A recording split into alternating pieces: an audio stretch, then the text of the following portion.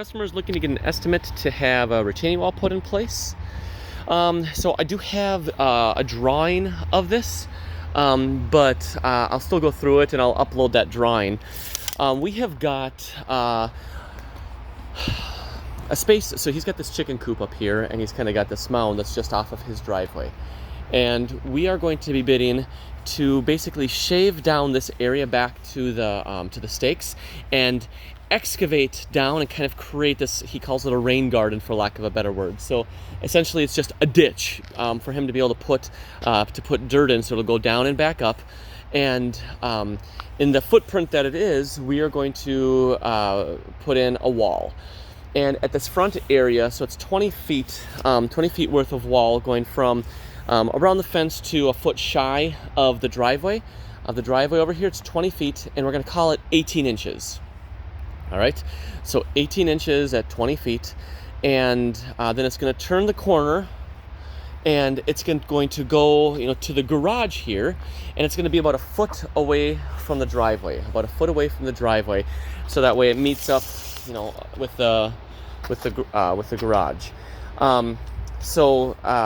In this area right here, we're going to put in some steps, and the type of material that we're using is Versalock, the gray stuff. They have some over here in their backyard, Versalock gray. All right, so we're going to be mimicking that over here.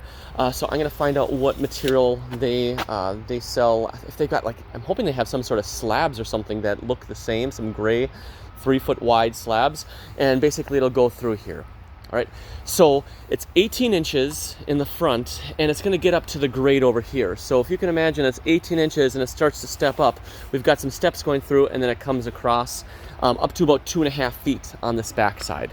All right, so I didn't get that measurement quick, so let me just quickly draw this out and see what it's looking like.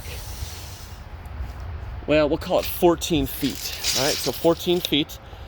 It goes from 18 inches up to 2.5 feet. So about, I'm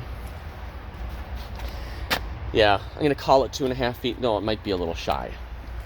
All right, so on the far end over here, and then we're also going to bid, I guess, to fill it in with dirt as well. Then over here, if you can imagine that this wall is coming across here, it's going to step down. So we're going to get it up to a height, and then we're going to step it down pretty quick, so that way the earth basically rolls down to the grade that it originally is at, because he doesn't want to build a wall next to the fence over here.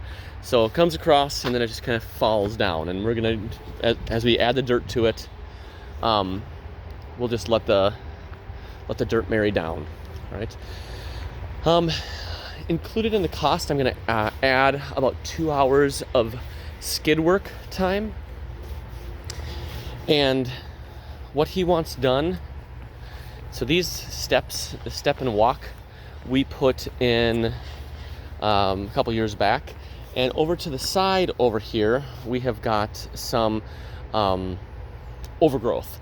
And all he wants us to do is he wants us to take the skid and basically just scrape it and push it's basically to weed it, more or less, and scrape it and push it to the top here. He will deal with getting rid of it.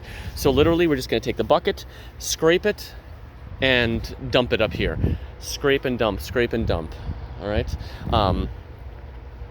I can't imagine that this is going to take more than a couple of hours just to scrape. I told him that it's not going to get the roots. It's literally just going to get the top stuff, and he's fine with that. As I see this, and we're not going all the way, we're just going up the hill as far as I'm aware.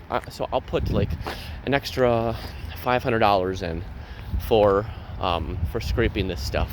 So it'll have to be verified exactly how much, but $500 seems appropriate for that amount of time. All right. Cool, so we've got the walls in the back and this scraping of stuff over here.